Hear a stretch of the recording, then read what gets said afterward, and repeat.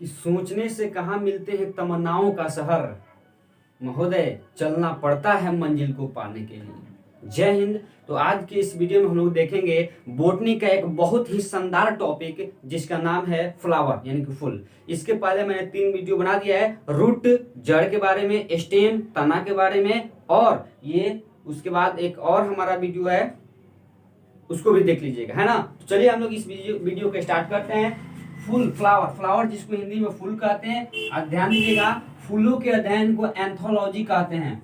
फूलों के अध्ययन को एंथोलॉजी कहते हैं। जो किसी भी पौधा का फूल होता है उस पौधा का जनन अंग होता है। फूल किसी भी पौधा का जनन अंग होता है और फूल का मुख्य कार्य है प्रजनन द्वारा दूसरी संतति को तैयार करना। सबसे पहले फूल बनता है, फूल के बाद फिर उसमें फल बनेगा, फल से फिर उसमें बीज बनेगा और बीज से फिर नई संतति, बीज से फिर नया पौधा तैयार होगा, है ना। तो जो फूल होता है, फूल का मुख्य कार्य है कि जो प्रजनन विधि है, प्रजनन विधि के द्वारा नई संतति को तैयार करना। आगे हम लोग देखते हैं फूल के भाग। तो फूल के मुख्यतः 4 भाग होते हैं। मेनली तौर पर फूल को 4 भागों में बांटा गया है। पहला है हमारा दलपुंज, दूसरा है बाह्य दलपुंज, तीसरा है पुंकेसर और चौथा है जयांग, है ना। तो आइए हम लोग ध्यान देते हैं। सॉरी, यहाँ पर पुंकेसर नहीं होगा, यहाँ पर होगा पुमंग। पुंकेसर ना होकर तीसरा क्या होता है, पुमंग। चलिए, तो दलपुंज क्या है, तो देखिए हम एक आकृति से आप लोगों को समझाने का प्रयास कर रहे हैं। यह एक फूल की आकृति है, यह एक फूल है जिसमें से ये आप लोगों को नीचे से डंटी दिख रहा है, डंटी, इसको हम लोग वृंत बोलते हैं, वृंत। अरे जिसको नहीं किसी को पकड़ के देते हैं, किसी को, अच्छा जो भी करते हैं, किसी को गिफ्ट देते हैं ना, फूल पकड़ कर, ये लीजिए। अब जो भी है, अब आप लोग जो भी बोलते हैं हम उसको तो नहीं बोलेंगे, पर ये जान लीजिए कि यही हमारा क्या है, वृंत। वृंत के जस्ट ऊपर चलिएगा तो यहाँ पर देखिए एक गोल संरचना दिखाई दे रहा है, इसको हम लोग कहते हैं, ये है हमारा पुष्पासन, पुष्प का आसन, जिस पर पुष्प क्या होता हो, बैठा हो, है ना। क्लियर। ये जो दिखाई दे रहा है इसको क्या कहते हैं, इसको, ये वाला भाग हमारा वृंत कहलाता है। ये गोला है इसको क्या कहते हैं, पुष्पासन, मतलब पुष्प के आसन। ये पुष्प का भाग नहीं है, न ये पुष्प का भाग है, न ये पुष्प का भाग है। अब यहाँ से स्टार्ट होता है पुष्प का भाग। चलिए, तो पहला है हमारा दलपुंज। क्या है, दलपुंज। तो दलपुंज यह है, देखिए यहाँ है हमारा, ये हमारा है दलपुंज, ये जो है ना हमारा, ये क्या है, दलपुंज। क्लियर।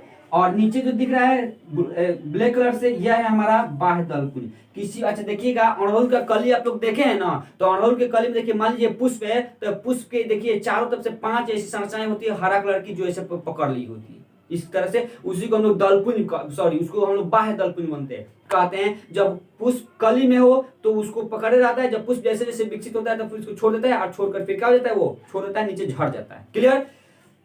तो ये जो हमारा बाह्य दलपुंज है, बाह्य दलपुंज सभी पुष्पों में एक ही प्रकार के पाया जाता है। बाह्य दलपुंज का मुख्य काम है, इसका रंग, बाह्य दलपुंज का रंग हरा होता है। बाह्य दलपुंज का मुख्य काम है कि प्रकाश संश्लेषण की क्रिया द्वारा भोजन बनाकर और जो कली होगा उस कली को भोजन देना। क्लियर।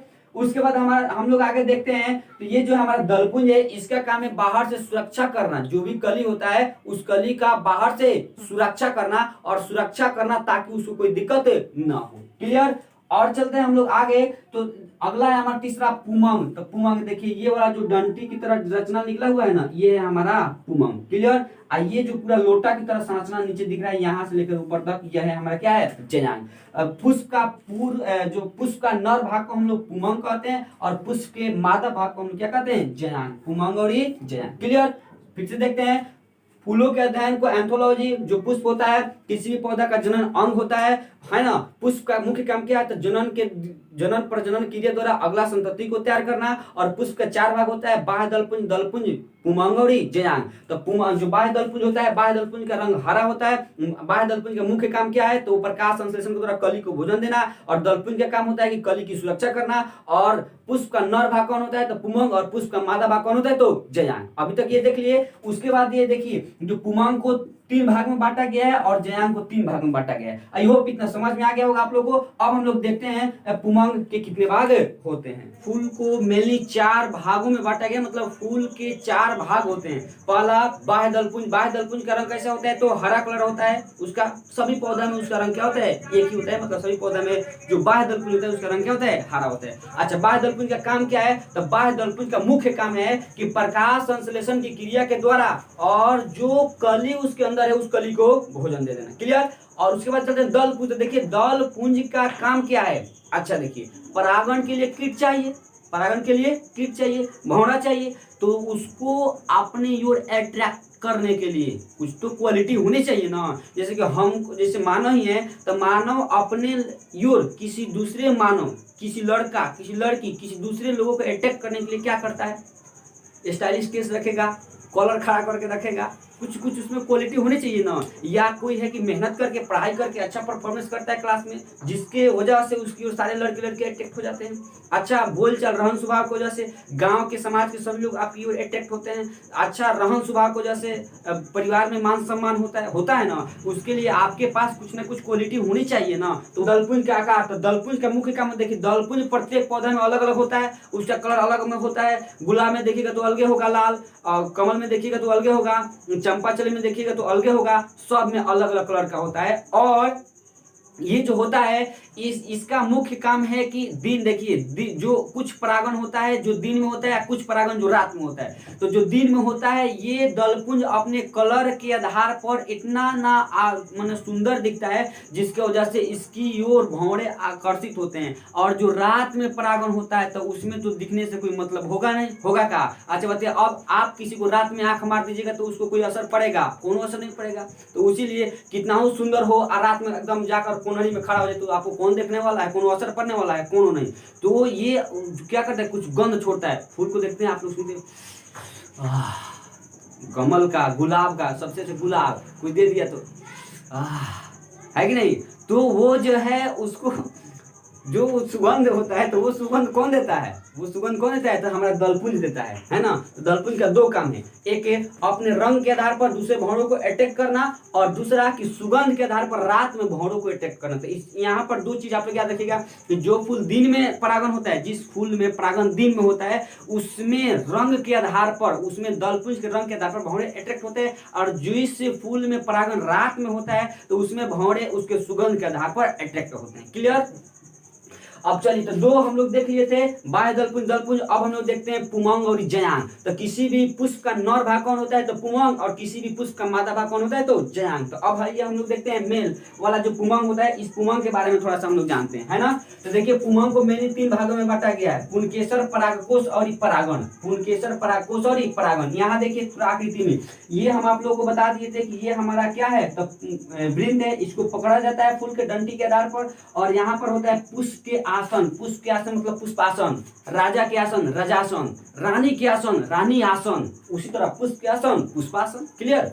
तो पुष्प के आसन है, उसके बाद हमारा फूल के भाग के साथ होता है। तो हम बता देते कि बाह्य दलपुंज कलर उसका हरा होता है, दलपुंज उसका अलग अलग पुष्प में कलर अलग अलग होता है। और यहाँ पर आता है हमारा पुमंग। तो देखिए पुमंग, ये वाला जो तंतु निकला है ना एक दाढ़ी की तरह, ये है हमारा पुमंग का पूरा भाग, यहाँ से लेकर यहाँ तक। क्लियर। इसको तीन भाग में, जो डंटिया है उसको पुंकेसर, और जो गोलका है परागकोश, इसी में बिंदु की तरह छोटा छोटा स्थित है, उसको क्या कहते हैं, परागण। क्लियर। परागण नहीं, परागकण, परागण नहीं, परागण अगले वीडियो में बताएंगे। परागण और निषेचन, इसके बाद जो वीडियो आएगा उसमें परागण और निषेचन बताया जाएगा। क्लियर।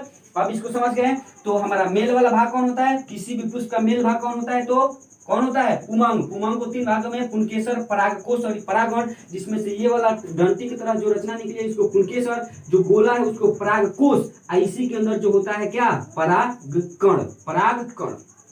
क्लियर।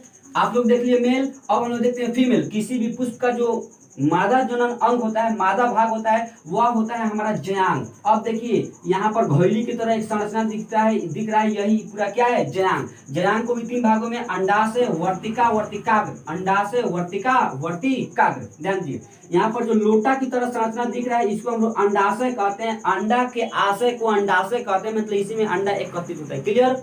अब हम लोग देखते हैं ये जो ऊपर गर्दनिया है, लंबा संरचना हो गया गोल गोल, इसको हम लोग कहते हैं वर्तिका, वर्तिका।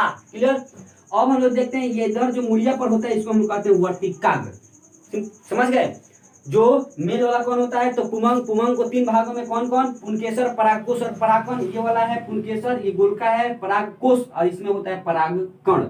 अब इसके जो मादा भाग होता है जयांग, ये पूरा जयांग है, इसमें से जो लोटा की तरह नीचे संरचना है उसको कहते हैं अंडाशय, जो लंबा है उसको वर्तिका, जो ऊपर होता है उसको क्या कहते हैं वर्तिका। अब ध्यान दीजिएगा, इसमें जो पराग कण होता है, पराग कण को यहाँ से निकलकर वर्तिकाग्र पर आकर गिरने की क्रिया को हम लोग कहते हैं परागण। क्या कहते हैं? परागण। अब देखिए प्रत्येक पुष्प में परागण की क्रिया अलग अलग होती है। तो चलिए, आई होप इतना आप सभी लोग समझ गए होंगे। अगर समझ गए होंगे तो बहुत ही बहुत धन्यवाद। आप लोग लाइक कीजिए, कमेंट भी कीजिए ताकि वीडियो लगा कैसा। और तब तक हम लोग मिलते हैं नेक्स्ट वीडियो में, उसमें मिलेंगे हम लोग निषेचन और परागण के बारे में। ठीक है, तब तक के लिए जय हिंद।